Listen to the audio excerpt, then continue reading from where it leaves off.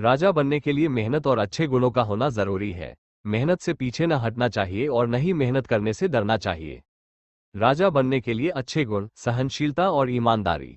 लोगों के दुखों को अपना दुख समझना, गलती होने पर माफी देना, अपने से बड़ों और बुजुर्गों का सम्मान करना, मधुर बोलना, सरल स्वभाव का होना, सत्य वचन बोलना, बुद्धिमान और ज्ञानी होना। राजा बनने के लिए कुछ उपाय। तांबे की गागर में 4 किलो चावल और 4 किलो चने की दाल भरकर ढक्कन को पीतल का टांका लगवाकर तेज पानी में जल प्रवाह करना।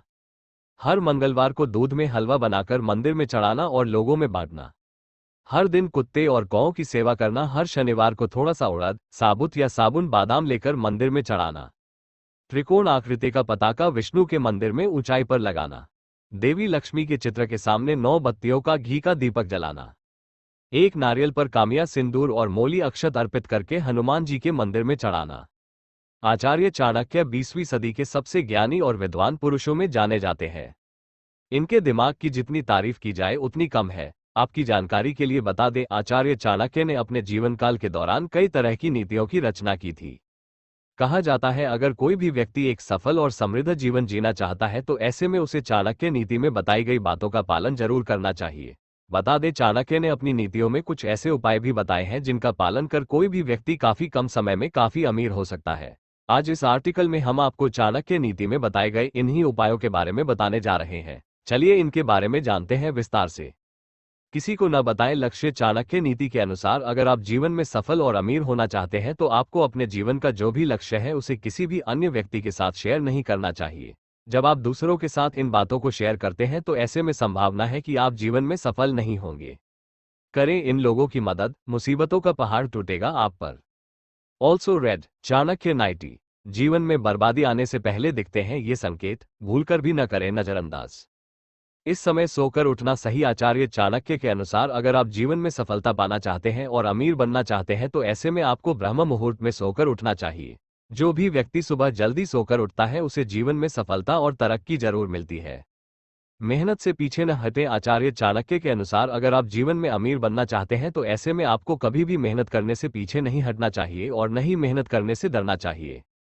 चाणक्य ने बताया है कि जो भी इंसान अपने पूरे मन से मेहनत करता है उसे तरक्की जरूर मिलती है और वह अमीर भी जरूर बन जाता है। राजशाही सरकार का एक रूप है जिसमें एक व्यक्ति, सम्राट, जीवन भर या त्यागपत्र तक राज्य के प्रमुख के रूप में शासन करता है। सम्राट के अधिकार की सीमा सीमित और बड़े पैमाने पर प्रतीकात्मक संवैधानिक राजतंत्र से लेकर पूरी तरह से निरंकुश पूर्ण राजतंत्र तक भिन्न हो सकती है और इसमें प्रतिनिधित्वात्मक, कार्यकारी, विधायी और न्यायिक कार्य हो सकते हैं। 1.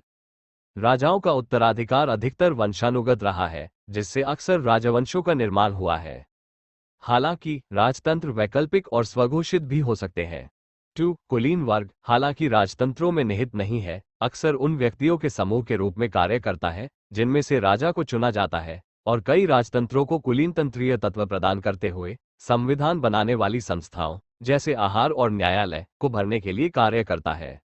विरासत में मिली, निर्वाचित या घोषित राजशाही की राजनीतिक वैधता अक्सर किसी न किसी प्रकार के संबंध जैसे रिश्तेदारी और दैवीय अधिकार या अन्य प्राप्त स्थिति के माध्यम से लोगों और भूमि के प्रतिनिधित्व के दावों पर आधारित रही है। सम्राट, महारानी, राजा और रानी जैसी कई उपाधियां धारण कर सकते हैं। राजतंत्र सम्राट के साथ व्यक्तिगत जुड़ाव के माध्यम से संघ, व्यक्तिगत संघ और जागीरदारों के साथ क्षेत्र बना सकते हैं, जो कि राजाओं द्वारा कई उपाधियां धारण करने का एक सामान्य कारण है। कुछ देशों ने आधिकारिक सेवारत सम्राट 1947 से 1975 तक फ्रेंकोइस स्पेन का उदाहरण देखें, या दीर्घकालिक रीजेंसी जैसे 1920 से 1944 तक होथी युग में हंगरी के मामले में पर भरोसा करते हुए किंगडम जैसी उपाधियां संरक्षित की है। 20वीं सदी तक राजतंत्र सरकार का सबसे आम रूप था, जब गणतंत्रों ने कई राजतंत्रों की जगह ले ली, खास तौर पर प्रथम विश्व युद्ध के अंत में। 2024 तक दुनिया के 43 संप्रभु राष्ट्रों में एक सम्राट है, जिसमें 15 राष्ट्रमंडल क्षेत्र शामिल हैं जो राजा चार्ल्स III को अपने राज्य के प्रमुख के रूप में साझा करते हैं। इसके अलावा कई उपराष्ट्रीय राजतंत्रीय संस्थाएं हैं।